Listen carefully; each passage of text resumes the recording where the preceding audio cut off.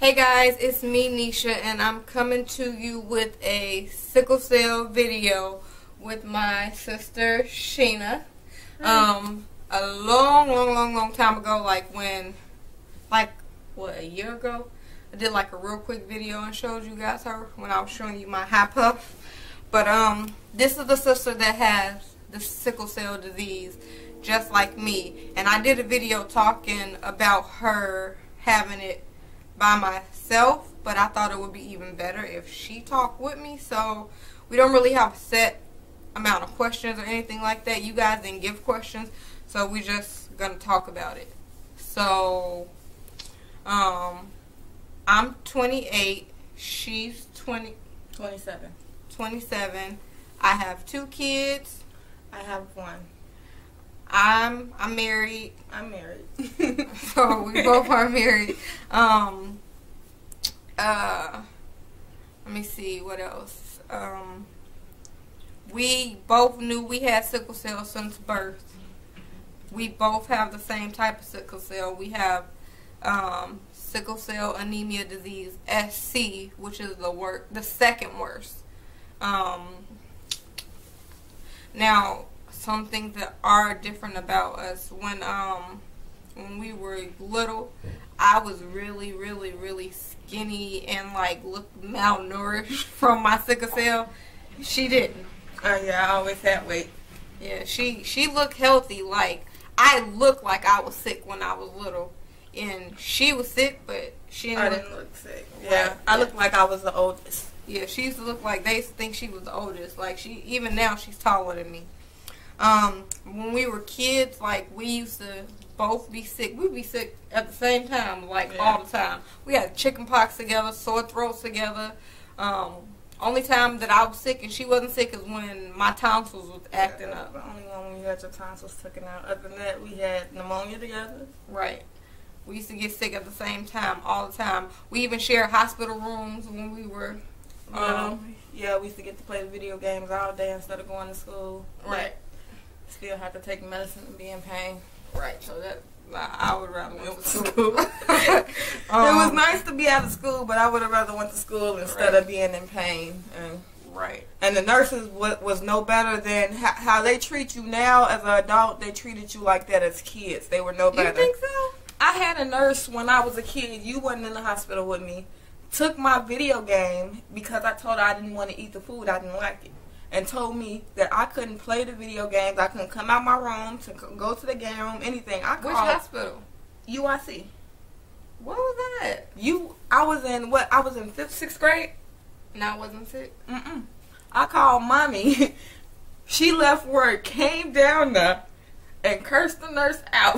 And told her she said, by the time she get there, I better have my video game back in my room, and she better go get me some ice cream, whatever kind I want. The lady went and got it, but when she got there, my mama still gave her, I don't know what to say she gave her, but she gave her something. But they treated you the same way. If you did the same way how they're rude to adults, but think about a adult that's in their 20s and 30s acting like that to a 12 and an 11-year-old kid.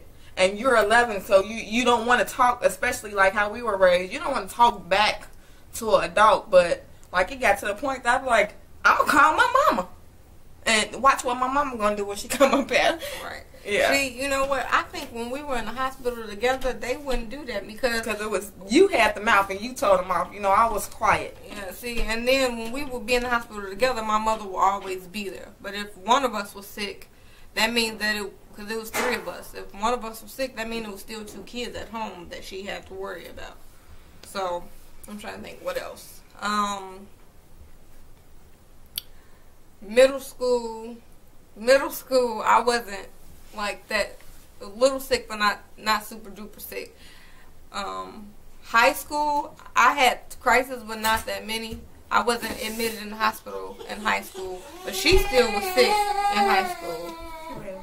That's okay. That's my nephew.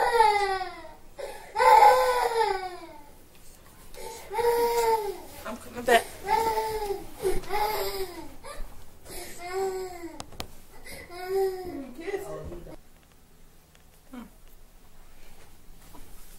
Okay, guys, sorry, had to get the baby. But what I was saying is that when I was in high school, I had like many crises, but I wasn't admitted in the hospital.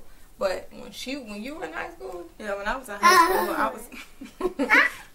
We're not talking to you. When I was in high school, I was sick a lot. It got to the point that I took extra classes so I could graduate a year early, so I could be done with high school. I doubled up my classes, went early in the morning and stayed later at night because I was missing so much school. I ended up, like, my freshman year, I ended up failing 3 classes that I had to make up in the summertime because I missed so much school. And it was impossible. When you missing 3 weeks, then you back for a week, and then you miss another 3 weeks, and then you're only back for another week. It's impossible to make up that much schoolwork. And then when you're in pain, you're not thinking about doing any schoolwork. You're thinking about trying to go to sleep and trying to relax or get medicine. And when you take the medicine, you either go to sleep, it relaxes your body so you sleep. And then, like, the medicine was a little bit stronger to me, so I'd be knocked out. So I wasn't thinking about homework, so it made me fall behind. And that summer I had to work myself back up. And I was like, okay, freshman year I decided I can't do this for 4 years. Me being sick like this, so instead of me doing that, what I did was I took 2 extra classes in the morning. I went to school from 6 a.m. to 5:30 p.m. Everybody else went to school from 8 to 3. I took 2 extra classes in the morning and 2 extra classes in the afternoon and still did all my after school programs to just to be done with it because I couldn't stay that extra year. And I ended up paying like $200 a class. My mom paid $200 a class for me to go to American school. It's like homeschool. So when I was sick, I'll be able to do my work at home, and then I just have to mail it in instead of me, so it's like I was really my own teacher. That was hard.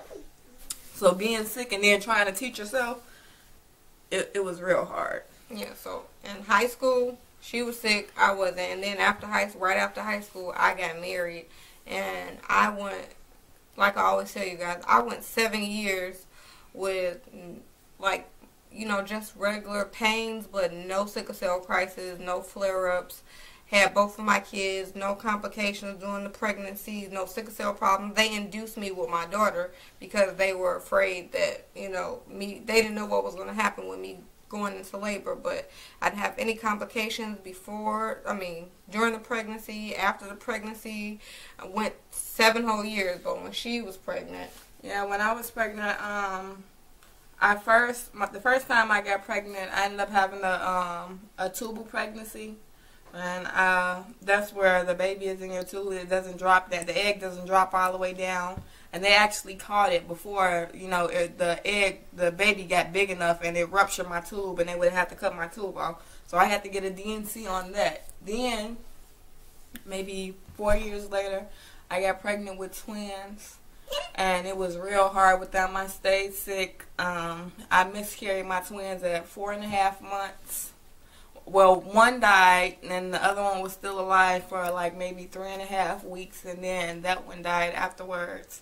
And it was just real stressful. It's like I went from wearing a size 13 to wearing a size 0 in less than 3 months from stress.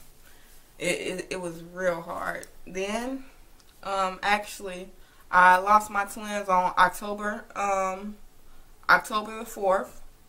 And I had him on October the 3rd. He came early. They induced me. So he actually was born the day before the twins died. Oh, okay. The last twin died. Yeah. So and when you were pregnant with him, you had... When I was pregnant with him, I was in the hospital like every 2 weeks, staying for weeks at a time. And I had to get blood when I had Sorry, I gotta backtrack. When I had the twins, like when I lost the twins, I lost so much blood.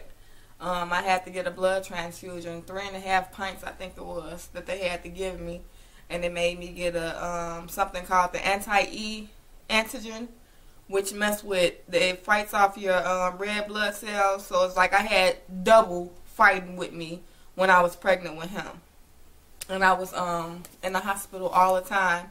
And then I actually got in a car accident, which didn't make it any better. So I had to get the steroid shots because they thought he was going to come early.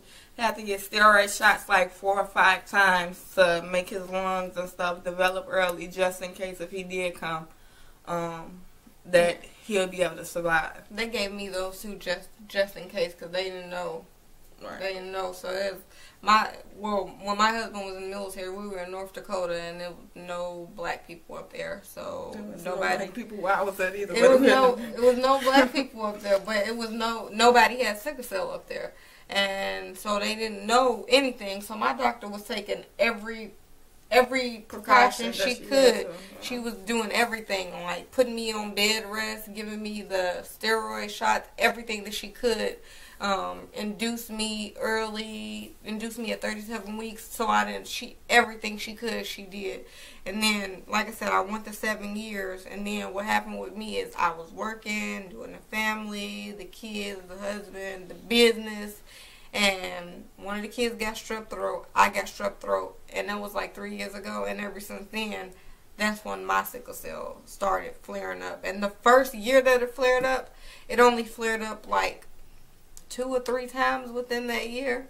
But then that second year and this last year, like I've been in the hospital like 14 times in the past 2 years. So basically every other month or every month I've been in the hospital, and I'm normally in there for either 2 weeks or a week. And heard the same. It's basically been the same thing. I've been a little bit more because remember I was in Rush. I stayed all summer. I stayed in Rush. Right. I've been since he's been born. I've been in the hospital maybe like 30 times. Stayed in the hospital like 30 times since he's been born. It's like after I had him, like my body got even weaker. My immune system got weaker. If somebody that's 10 blocks away sneezes, I'm getting sick. It got to be that, well, it is that bad. This year I've been in the hospital more than I've been out. I went in the hospital, the first day was January the 4th, and that's when I had to have surgery because my appendix had ruptured. I had to have emergency surgery. This year. Yeah. That was this year. I got out on the 7th. They let me out on the 7th, which they shouldn't have let me out. Right. Because I was in crisis when they let me out, and I had gotten pneumonia. So I went back on the 7th, not even an hour later, but I went to a different hospital. And I stayed there from the 7th to the 25th of January. Got out and went back in on the 3rd of February. That's a lot. Stayed in there from the 3rd to the 9th.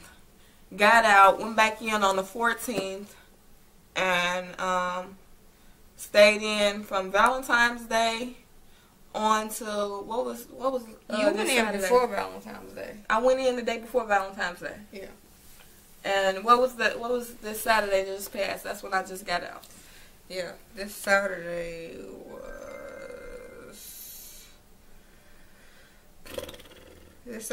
was the 21st. Yeah. So yeah, and then the 21st, and for me that was just for her this year, and we only February 26th. So, and for me, I've only been in the hospital one time this year so far, in January, and that's when we were in the hospital at the same time, like across the hall from each other. Literally, our rooms were across the hall from each other. Like, we were calling each other on the hospital phone, having our nurses bring us back and forth and stuff like that. Yeah. And then when one nurse didn't but it was better like that when we was in the hospital together because we had same nurses. So if a nurse didn't do for her and then she didn't do for me, okay, she want to act up. This is how we're going to do it. You call her and you tell her you ready for your stuff, and I'm going to call her and we're going to make her run. Since you don't want to do your job the right way, we're going to make you run and do your job. So now you're going to have ask help. So you better hope somebody want to help you because they know